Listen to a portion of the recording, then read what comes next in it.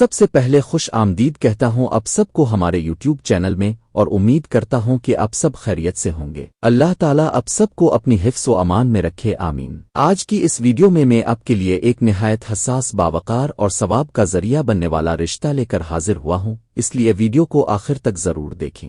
अगर आप हमारे चैनल पर नए हैं तो चैनल को सब्सक्राइब कर लें ताकि हमारी हर नई आने वाली वीडियो अब तक सबसे पहले पहुंच सके। तो जी दोस्तों, आज जिस रिश्ते के बारे में आपको बताने जा रहा हूं वो एक यतीम और तालीम याफ्ता लड़की का रिश्ता है। लड़की का नाम मानूर है। ये एक यतीम बच्ची हैं, उनके वालिदैन इस दुनिया में मौजूद नहीं और उन्होंने दारुल अमान में रहकर परवरिश पाई है और वहीं से अपनी तालीम भी हासिल की है। मानूर एक बाइखलाक, साबिर और समझदार लड़की है जो एक सादा और बाइज्जत जिंदगी गुजारना चाहती है। मानूर इस वक्त दारुल अमान लाहौर में मुकीम है। जिंदगी के सख्त हालात के बावजूद उन्होंने हिम्मत नहीं हारी और खुद को तालीम और अच्छे अखलाक के जरिए मजबूत बनाया है। उन्हें अपने लिए एक ऐसे शरकन हयात की तलाश है जो उन्हें इज्जत दे, तहफ़्फ़ुज़ फराहम करे और एक बाएतमाद रिश्ता कायम करे। ये वाज़े तौर पर बताना जरूरी है कि इस रिश्ते के लिए कास्ट आ उम्र की कोई शर्त नहीं है। किसी भी कास्ट किसी भी उम्र के संजीदा अफराद राब्ता कर सकते हैं। दूसरी शादी करने वाले हजरात भी राब्ता कर सकते हैं।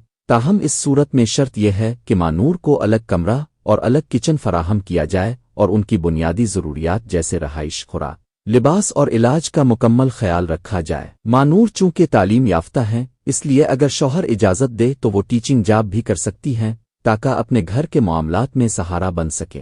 दारुल अमान के जिम्मेदारान का कहना है कि वो ज्यादा जहेज देने की पोजीशन में नहीं है, ताहम अपनी इस्तेताअत के मुताबिक कुछ हद तक जहेज में ताउन करेंगे और कुछ कपड़े भी फराहम किए जाएंगे। बाकी जरूरी घरेलू सामान शौहर को खुद खरीदना होगा। दारुल अमान वालों की यही ख्वाहिश है कि इस बच्ची को एक महफूज, बाइज्जत और पुरसुकून घर मिल जाए जहां इसका ख्याल रखा जाए और इसे अपनी जिंदगी नए सिरे से शुरू करने का मौका मिले। इस रिश्ते से मुताल्लिक मजीद तफसील, शराइत और कानूनी मालूमात आपको दारुल अमान के जिम्मेदारान खुद फराहम करेंगे। अगर आप खुद को इस रिश्ते के लिए मौजूद समझते हैं और एक यतीम बच्ची की जिंदगी संवारना चाहते हैं तो अपनी मुकम्मल तफसील, जिसमें नाम, उम्र, पेशा, रहाइश और व्हाट्सएप नंबर शामिल हो, कमेंट में जरूर लिखी। जिन हजरात से भी इत्तेफाक किया जाएगा उनसे खुद राब्ता कर लिया जाएगा। तो अभी के लिए हमें इजाजत दीजिए, मिलते हैं अगली वीडियो में एक और नए रिश्ते के साथ। तब तक अपना और अपने प्यारों का बहुत ख्याल रखिएगा।